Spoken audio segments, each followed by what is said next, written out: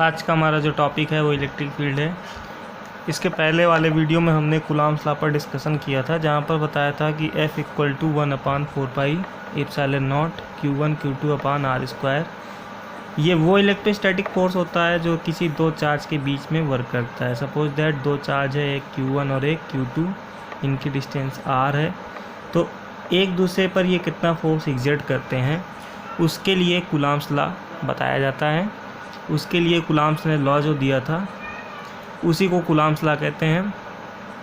इसी के vector form में हमने एक चीज़ और लिखा था कि F12 और F21 क्या बताया था यहाँ पर हमने 1/4πε0 Q1 Q2/r12² और यूनिट वेक्टर r, और यहाँ पर बताया था 1/4πε0 Q1 Q2/r21² और यूनिट वेक्टर r21। तो यहाँ से ही हमें आगे के टॉपिक को समझना है। कूलॉम्स लॉ जो है उसमें दो चीज़ें बताई जाती हैं कि F यानी जो फोर्स है दो चार्जेस के बीच में, वो उनके चार्जेस के प्रोडक्ट पर डिपेंड करता है और डिस्टेंस के स्क्वायर के इन्वर्सली प्रोपोर्शनल होता है। ये जो F प्रोपोर्शनल 1/r² हम लिखते हैं, किसी भी फोर्स में अगर ये आता है तो इसको हम कहते हैं inverse square law. Inverse square law ये होता है कि डिस्टेंस के बढ़ने पर फोर्स घटता है, इन्वर्सली प्रोपोर्शनल है। और इसका अगर हम ग्राफ खींचते हैं तो वो ग्राफ कुछ ऐसे होता है कि जैसे जैसे डिस्टेंस बढ़ती है वैसे वैसे जो फोर्स होता है वो घटता है और जीरो पर भी आ सकता है।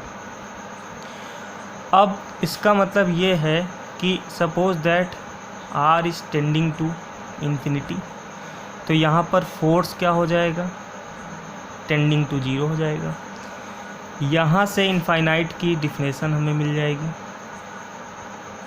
इनफाइनाइट वो पॉइंट है, इनफाइनाइट का मतलब हम बिल्कुल ही ऐसा नहीं सोचेंगे कि जिसको हम मेजर ना कर सकें। इनफाइनाइट का मतलब वो पॉइंट है जहाँ पर फोर्स जीरो के इक्वल लगभग हो जाता है। इससे हमें इलेक्ट्रिक फील्ड के कॉन्सेप्ट को समझना है।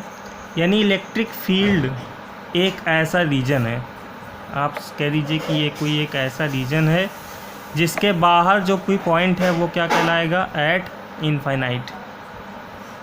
इसी को कहते हैं कि बाहर इलेक्ट्रिक फील्ड के बाहर कोई भी पॉइंट है तो उसको इनफाइनाइट कहेंगे, क्योंकि यहाँ पर कोई फोर्स अप्लाई नहीं हो रहा है। तो रीजन में क्या होगा, रीजन में कोई भी चार्ज होगा तो वो एक दूसरे पर कोई ना कोई फोर्स अप्लाई करेगा, या आप ये कह सकते हैं कि कोई भी चार्ज जो है वो इस रीजन में होने की वजह से दूसरे चार्ज से फोर्स को एक्सपीरियंस करेगा। और यही फील्ड, यही रीजन ही जो होता है, इसी को हम क्या कहते हैं, इलेक्ट्रिक फील्ड। ठीक है, तो इलेक्ट्रिक फील्ड का मतलब क्या हुआ, इलेक्ट्रिक फील्ड को हम कैसे डिफाइन कर सकते हैं कि कोई एक ऐसा रीजन जहाँ पर कोई चार्ज किसी दूसरे चार्ज, या आप ऐसा कह सकते हैं कि एक चार्ज किसी चार्ज ग्रुप के वजह से कोई फोर्स एक्सपीरियंस करता है, तो वही रीजन हमारा क्या कहलाता है, इलेक्ट्रिक फील्ड। और उसके बाहर अगर कोई पॉइंट होता है तो वो क्या कहलाता है, infinite. Thank you. Next topic को हम अगले सेक्शन में डिस्कशन करेंगे।